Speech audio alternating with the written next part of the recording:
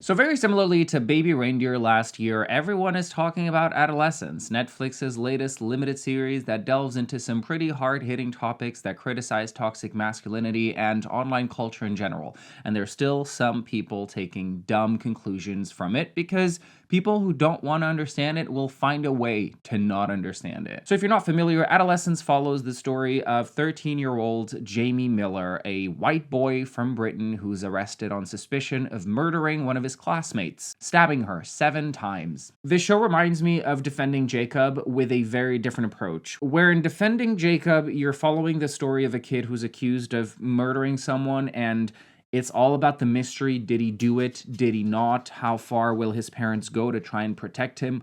This show does things very differently. It's not about whether or not he did it, it's about why he did it. It's exploring his psyche and how online culture is brainwashing young men into being incredible, violent misogynists because entitlement is real. Male entitlement is the real epidemic. We're all just bystanders watching it happen because I'm gay. I'm not going to do anything about it. I live in my own little queer bubble that I don't have to interact with these toxic men. But if you have a social media account, especially on X, Instagram, Facebook, you'll see that online discourse is getting wild. It's getting wicked wild. And I'm not here to give you a lecture on why far-right sentiment is bad. I'm here to give you my opinions on this show because it's a really interesting show and I think everybody should watch it. So, this show is pretty fantastic in its format. Each episode is a one single shot, and it's done brilliantly. This single shot format really allows you to see the characters react to what's happening in real time. You really see the unraveling of emotions of several people at the same time. But also on a technical level, it's so incredibly well made. It's also incredibly well acted and written. It's another one of those shows that is going to stay around for a while and hopefully start the right conversations. So episode 1, day of the arrest, the police break into Jamie Miller's house to arrest this kid. And they are moderately violent in the way they do it. I've seen a lot worse for a lot less, except usually the perpetrators are people of color because there's a trend that when the criminal is white, police go in with kitty gloves. But the show establishes really quickly that this is like a normal average family, someone that could be your neighbor, your best friend. So you're immediately tempted to side with them, and you see this little boy being taken in because of murder. The natural instinct of people may be to perceive him straight away as innocent. This must be a miscarriage of justice. So much so that there was people online talking about how disappointed they were that there wasn't a big twist in the last episode, completely missing the point of the show. But I digress. The rest of the episode follows him being booked into jail, them contacting his solicitor, reading him his rights, advising him on what to say, what not to say, etc. And then the last portion of the episode is actually an interview between the police and Jamie Miller. He's got his father in the room with him and his solicitor, and the line of questioning revolves around his involvement with this girl, Katie, who's been killed, and culminates with the police showing CCTV footage showing clear as day Jamie Miller brutally stabbing Katie to death. And this happens after Jamie spends the entire episode crying and professing his innocence, promising his dad, swearing that he didn't do it. So we establish he's guilty, right? But we still have 3 episodes left. So in episode 2, it's 3 days after his arrest, and it follows Detective Luke, and he goes to the school to speak to students, and there's a few interactions worth noting here that I think reveal more and more what's been happening to Jamie Miller. The first conversation he has is with Jade, Katie's best friend. She is a black girl who straight away is very hostile towards the police, and I can understand why, because police are notoriously unhelpful towards minorities and people of colors in the UK, in the United States. And they're asking her questions about Katie's involvement with Jamie. Did they know each other? How close were they? And the line of questioning can be interpreted as the police trying to find a reason Katie may have given Miller for him to brutally stab her. It seems to be the rationale is like, well, he killed her, but she must have done something to cause it, right? It's almost like the victim blame mentality. And Jade is not having it. She's super hostile. She walks out on the police, refuses to talk to them. And then she later even assaults one of Jamie's friends, Ryan, whom we'll discover actually provided the knife to Jamie as a joke because he thought Jamie would only scare Katie. But the other interaction that I wanted to talk about is Luke's son, Adam. He also goes to this school. And seeing how frantic his father is going around the school trying to speak to people and trying to ask questions to relevant students. He tries telling his father what was happening with Jamie, and the entire conversation, his dad is just being very dismissive of him. He's almost condescending, like his son is wasting his time. But the very little that Adam is able to tell his father tells us a lot. Like, Katie had called Jamie an incel online. He talks about the 80-20 rule, the red pill. So the 80-20 rule, which I had seen people talk about online but wasn't very familiar with, is that 80% of women are only attracted to 20% of men. And it's a way to isolate men and to make them think that the only way they can get with a woman is through manipulation. It's by tricking them. And ultimately, when they're not able to trick them, they resort to violence. Because the male entitlement here is that if you're a woman and a man is giving you any attention,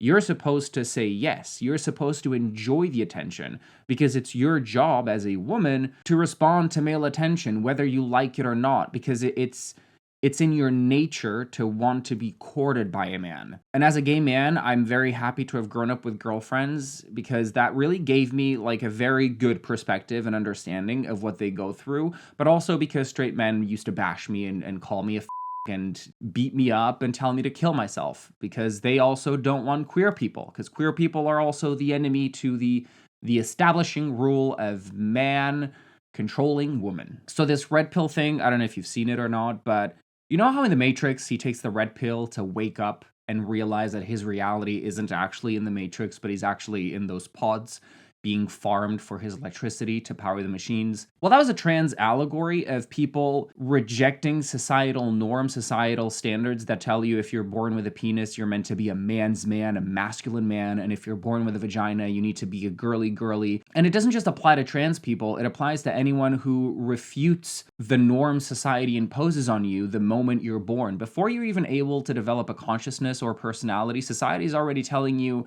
what your life is going to look like. So when you reject that, you liberate yourself from what society expects from you. And ultimately, you're able to live your true identity. You're able to be who you are.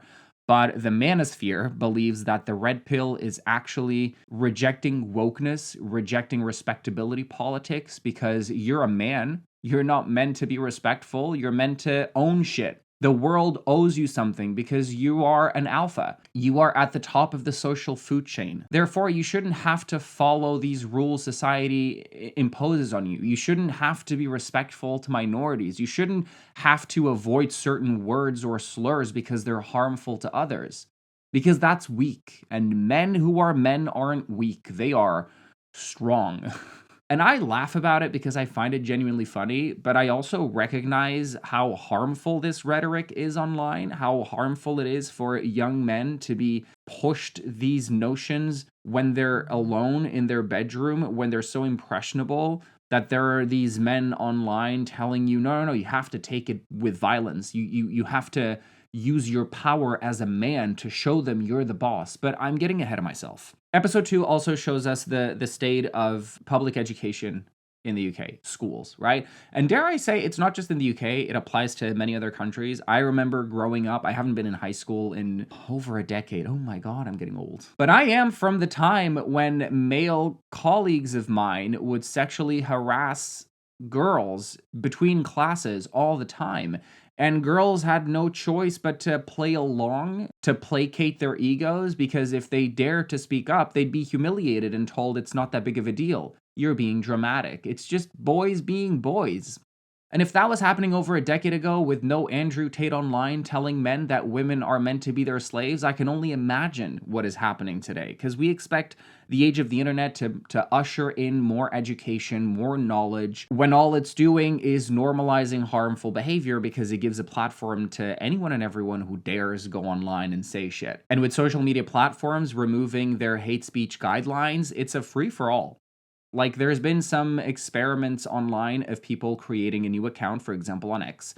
They don't follow anyone, they don't like any posts, they don't interact with anyone. And within minutes of being on their new account, they get shown right-wing propaganda. They get shown clips of these podcasts where men invite women to humiliate them and spread these hateful, violent, misogynistic narratives that women are to blame for divorce, women are to blame for broken families, that women are basically the end of society. Men don't want to date women who are whores. We want femininity, we want submissiveness, and we want a lack of conflict. As a woman, if you're just chill and you don't quarrel and nag, you don't even have to be good looking. Just don't annoy us. Number one problem I have with women is we want X, and by God, we're equal to you. Fine, I'm going to treat you as an equal. You know what men do? They tell you the goddamn truth and what they want right up front. That's right. I want that. You want me to be kind and civil and show up on time and be a doormat. All right, I will. Well, why are you sleeping again with T. Rash?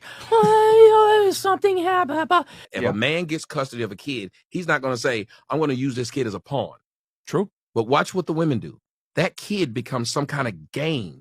That kid becomes, I'm going to make your life a living hell. And if you watch, when women get pregnant nowadays, it's almost like, gotcha. Men and women are not the same. Women like attention, men want sex. So my thing is, a man is capable of having sex with other women while still loving his girl the same. You're actually saying that in a relationship, it's okay for men to go and explore other options, but we have to be happy with you and not explore options. Absolutely. Closed on your end, open on my end. Which is quite interesting to see straight men who are supposedly attracted to women. They're meant to want to be with women, yet all they do is spend their time online hating on them. Just had to fix that light because it was just a rainbow gay.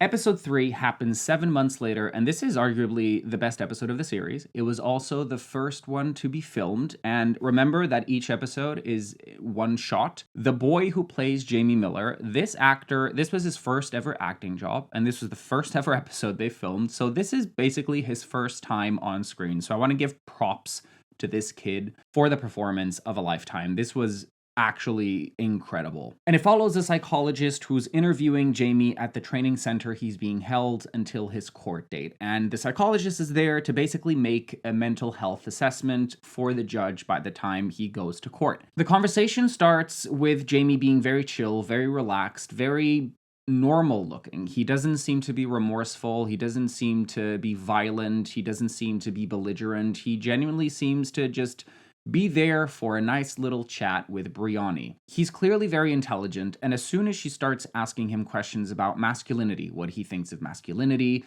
what he thinks of his father, about his father's friendships, if he has any female friends, if he's cheated on his mother, if he loves his mother, Jamie gets very belligerent very fast because he feels like she's trying to trick him into saying something he doesn't mean. And this, to me, just shows me how intelligent he really is, because he does understand that words have consequences. He does understand that what he tells her may be interpreted in a different way. So he's very cautious with what he says, oftentimes asking if they're allowed to talk about this specific thing or that specific thing, especially when she starts asking him questions about how he feels about girls, about what he thinks is appropriate for a 13-year-old boy to do with a 13-year-old girl, sexually speaking. So there's 2 instances where Jamie is self-deprecating, when he says that his father sometimes feels ashamed of him and can't even look him in the eye, and when he says that girls won't want to be with him because he's ugly. And in both instances, Brianni doesn't interrupt him and say, oh no, your father's not ashamed of you. He must be proud of you. And she doesn't say, you're not ugly. Don't say that. You need to believe in your own beauty. You're so handsome. She doesn't say any of that. She listens to his statements and then asks him why. And as soon as she doesn't validate him as a handsome boy or a boy worthy of his father's pride, it's almost insulting that she's not trying to correct him, because that's what all adults do. This is what he says. He says that's what people normally say. That's what's polite. And I think this is very important, because there's a lot of men out there who are simply not in touch with their feelings. They're not in touch with their emotions. They don't have emotional intelligence to process these complex things they feel. And they repress their emotions to such a degree that when they come out in violent outbursts, which is what happens to Jamie. He gets very violent. At times he starts shouting at her, trying to physically intimidate her with his presence. But interestingly, as soon as the male security guard is called into the room, he shuts up real quick, which just reinforces the lack of respect he has for women without even realizing it. Because this is such a deep-rooted negative sentiment that he has towards women that he's probably not even able to fully understand the ramifications of that or what it truly means. He just feels that way because a bunch of people online have told him that's how he should feel. But it gets more interesting when they start talking about his feelings towards women. First of all, his dad has no female friends, and he seems to almost think that the idea of a man having female friends would be that of a twat. And we've all heard it before, you know, the good old age that men can't be friends with women, otherwise they must be hooking up. And dare I say, having female friends at an early age, I think could greatly help men throughout the world. I'm not saying it's a fix or it's a solution, but I'm saying an organic friendship between a man and a woman, I think benefits the man a lot. Because you caring for a woman platonically without wanting to take her to bed will allow you to understand that they are also deserving of empathy. They're also deserving of living. Maybe that's why men with younger sisters or men with good relationships with their moms are more empathetic. But even in those cases, it doesn't always happen, you know? As I said, it's not a solution. And I'm not saying in any way, shape, or form that it's women's jobs to educate men. It's parents' jobs to educate men. It's society's job to educate men. What I'm saying is, having grown up with a lot of female friends because, hey, men didn't want to be friends with me because they thought I was going to attack them. I was going to ogle them in the showers, and I was going to fantasize about, you know, doing it with them, which, spoiler alert, I wasn't. I couldn't care less. I was friends with girls, and I could see the way they were treated by others. I could empathize because, to some extent, I was being treated the same way. And it made me see how deeply disturbing some aspects of the patriarchal society are from a very young age. So I was never surprised by violent men. I was never surprised by misogynistic men who don't seem the type, but end up being the type, like this kid. He's a white kid from an average family that you could have next door. It's not surprising to me that he killed someone. But I'm getting ahead of myself again. They eventually come down to the timeline of what happened leading up to Katie's murder. And basically, Katie and this other girl in his class shared some topless pictures with a kid, a boy. And that boy spread them throughout school. He leaked the pictures, and at one point, everyone was calling these two girls slags, sluts. And the first thing that we establish is that Jamie thinks the boy who leaked the pictures was dumb, not for leaking the pictures, but for not getting more pictures before he leaked them. Because after he spread the photos around, no other girls would ever send him any topless photos. And he's like, he should have been more respectful so he could have gotten more. So it's not about the leaking the pictures is wrong. It's that you were caught so early on that now our source of topless pictures of girls has dried up. And this is the mentality of not being able to see what is actually wrong in the picture. And then after saying that Katie was not his type because she was flat-chested, okay, he decided that when everyone was calling her a slut would be the perfect opportunity for him to ask her out because her weakness makes her more gettable. And in his mind, thinking, I'm ugly, but I'm also the only one giving her attention. So she's going to have to say yes. What other choice does she have?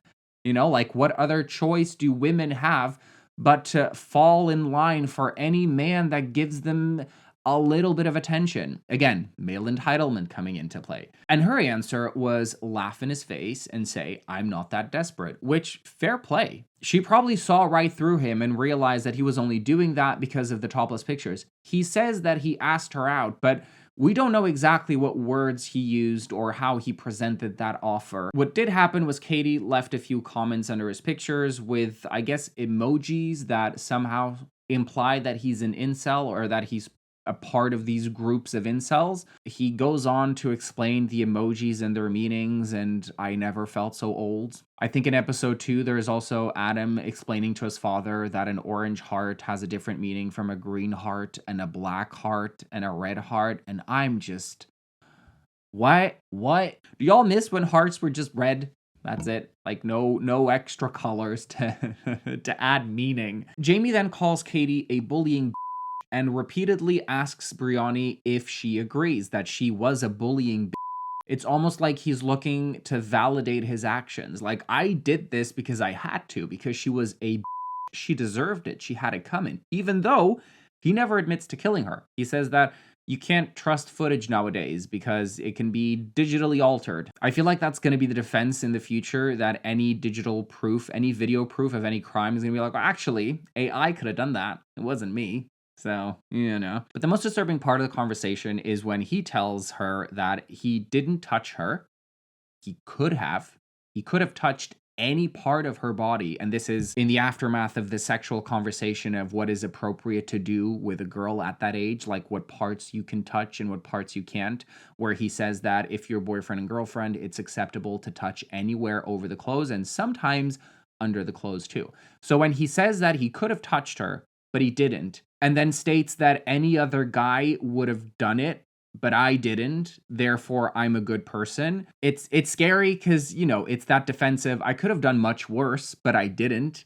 So where is my praise for restraining my anger to an extent that I didn't her, I just killed her? These words clearly scare Brianni because she's a woman. You know, she knows this behavior. Even outside of her profession as a psychologist, she recognizes this behavior because she's a woman. She's had to deal with men her entire life. This is not a strange occurrence to her. It's not a foreign feeling. What is scarier here is that this is just a 13-year-old boy who, for all intents and purposes, from the outside, looks like a well-adjusted young man, a future productive member of society that is actually holding such deep-rooted hatred towards women that he can't even recognize he's doing it, whilst still looking for validation and approval of his hatred because she was a bullying. That's what's scary, is that he doesn't recognize his feelings are wrong. He's looking for someone to validate them so he knows he's in the right, because he wants to be in the right. And he is in the right. The far right. And his intelligence is shown throughout when he breaks character a couple times, not as an actor, but breaks character from this persona he's holding up of this scared, innocent boy that didn't do anything wrong. He has a couple of like 180 switches in his personality, and he speaks to her almost with a superiority complex, with an arrogance that implies he is better than her simply because she's a woman, without ever saying that. It's interesting because the series doesn't spoon feed you all the answers. There's a lot that you have to take away from what he's saying, which is part of the artistic vision. And obviously making the message extremely clear and in your face and obvious kind of makes it a bit corny. But I fear that after reading some people's opinions online, it's clear that some people really need these things spoon-fed to them, because there's a stark difference between the reception of these episodes from women versus men, where women are like, yeah, I'm not surprised, he's a danger to society. And men are like, actually, he was pushed to do this by her because she was bullying him. So there's some accountability that she, the dead girl, needs to take, which is so disgusting and so backwards, yet not surprising. I'm not surprised by it. But also this attempt at justifying his violence as if to say he was bullied, so he was justified in taking her life.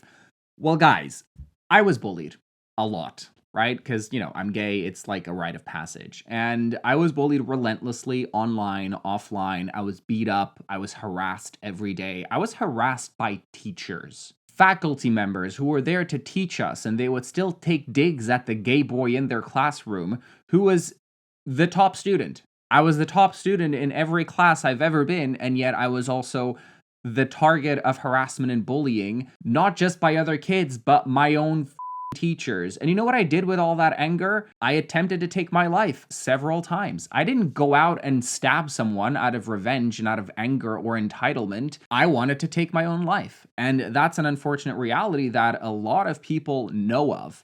But when it happens to cishet boys, when they taste just a smidgen of the bullying that many others have had their entire lives, all of a sudden violence is justified. So you tell me, would I have been justified to walk into my school and kill a bunch of people that made fun of me because they pushed me to that point? No. This is why therapy exists, and this is why people are taught empathy. So attempting to justify these acts of violence just because this is a cis-het boy is, once again, not surprising. It's not surprising. But it's also interesting that when he says that his father was ashamed of him, it's clear that he's not used to dealing with his emotions. He's not used to process these feelings that he has. So imagine a lonely boy who's not in touch with his emotions, who locks himself in his room all day, all night, in an echo chamber of misogynistic podcasts that keep telling him the world owes him something and that he needs to go out there and take it. You're alone in your room with all of these insecurities exacerbated by a bunch of virgins online filming podcasts in their mom's basement,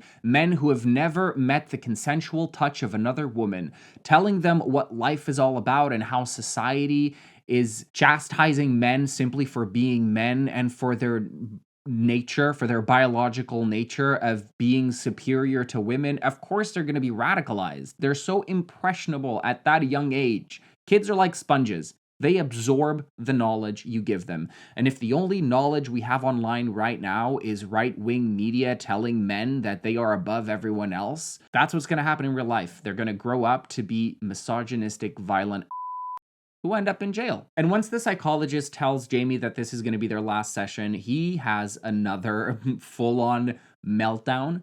He asks her if she likes him. He begs her to answer the question. And when she doesn't, because she's there as a professional, not to make judgments of character, but to assess his mental state, he gets very belligerent, starts screaming angrily, banging on the windows as he's being dragged out by a male security guard. And Brianna is left in the room in tears. She's scared. She's not scared of him physically. She is scared of how far deep into this deep-rooted hatred he's lost himself. What am I trying to say? She's scared that he is so far gone, there's probably no saving grace for him. Maybe with a lot of years of therapy, but as we'll see in episode 4, therapy is not really therapizing with this kid. Which brings me to episode 4. It's set 13 months after his arrest and a few weeks before his sentencing date. It's on his dad's birthday, and it shows the aftermath of his actions on his family's life. Mean kids spray the word nonce on his dad's work van. If you don't know what nonce means, it's a pedophile, which is an interesting insult considering that no charges were related to that type of crime. But when it comes to blind hatred, it doesn't have to be accurate. It's just meant to be harmful, and it is harmful to have nonce written on your work van. So we follow his family. They go to the store to get some paint remover or something, and his father actually speaks to an employee at the store who recognizes him and says, "I'm on your son's side. I believe he didn't do it." Then he goes on about those conspiracy theories about how the stabbing wounds on the girl weren't anatomically correct. And he even tells her that he needs to get a good lawyer for his son. And if he crowdfunds, there's a lot of us that will chime in. There's a lot of us online defending your son. And this again alludes to this online community of incels that will bend over backwards and make any kind of mental gymnastics they have to pardon the crimes of men against women, because women are the danger. Women are constantly manipulating media and making you believe that men are the problem when it's actually women. It's women having the right to be free individuals and women having rights to just exist without the presence of a male in their lives that makes them so dangerous. Because what's next? They're going to choose not to be with men? That's how we got to lesbianism, which we only accept in when it's in real life. It's an attempt at the Christian family values. This leaves his dad incredibly distressed, of course, and then he confronts the kids that spray painted his van outside. He has a meltdown.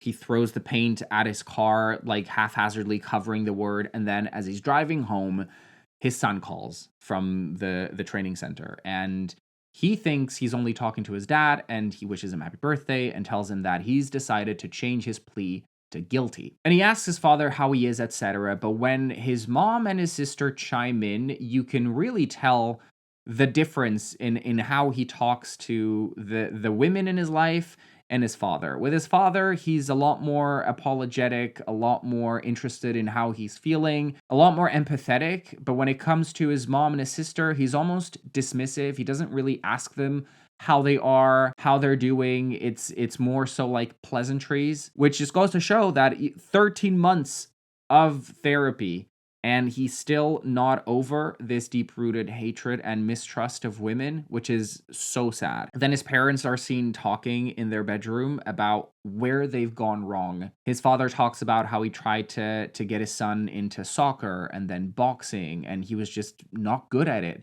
And they talk about how he used to draw, he used to paint, and he was so good. But then he stopped. And then he wanted a computer. And he would spend hours and hours online seeing God knows what. His dad even says that he was just trying to find some like gym exercises or like gym information, and immediately a guy popped up talking about how men need to be men and how to treat women. Like I said earlier, it's literally impossible to escape this type of rhetoric right now online. It's really dumb and scary. And we also see the contrasting difference in how they raised their daughter versus their son. You know, they gave them both the same education, but their daughter is a well-adjusted individual who's going to college, has never done anything to anyone, and their son is a murderer. And then the episode ends in a really, really sad way, because this is, again, one shot. So the whole episode, it starts with him finding the word nonce, and it ends with him in his son's bedroom, sobbing into his pillow, and then tucking in his teddy bear as if it's his son, and apologizing to him, saying he should have done better. And it's so sad and heartbreaking to see his dad's desperate sobs into the pillow, knowing that maybe he did fail his son. Maybe he was supposed to do better. Maybe he could have done better. But ultimately, this is where they find themselves at. And they refuse to move because, you know, moving and escaping these problems, this community outrage at them is only going to last for a while, and then people are going to find out and it's going to make everything worse. So they decide to tough it out because at the end of the day, Jamie is theirs. And this has got to be one of those like really up things to know that your son is such a violent, bad person, but he's still your son. So like, you don't condone his actions, obviously, but are you supposed to just abandon him to the system at the age of 13? Because at the age of 13, he's still very much a child. A very deeply disturbed, dangerous child who's taken a life, who seemingly doesn't understand the gravity of his actions. But what are you supposed to do as a parent? You know what I mean?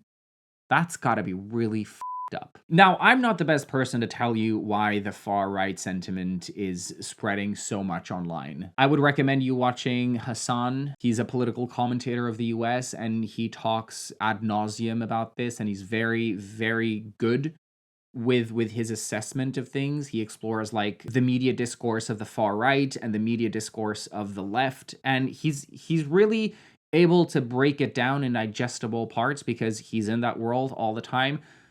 But if I had to take a wild guess, I would say the far right has really figured out how to target young men, how to target them at their most vulnerable state, how they're able to exacerbate those insecurities and make them violent, how they paint society as inherently hostile towards them, how the world is shifting and now they are a minority, when they're not. They are very clearly not. The world is only moving towards a place where you have to be respectful of others. That's it. Like, you just got to be respectful of others. But somehow that's a line they're not willing to cross anymore, because that means censoring their speech and censoring their actions. And when you're a man being a man, when you grew up being told boys will be boys, and now all of a sudden boys can't be boys anymore, you're going to be angry.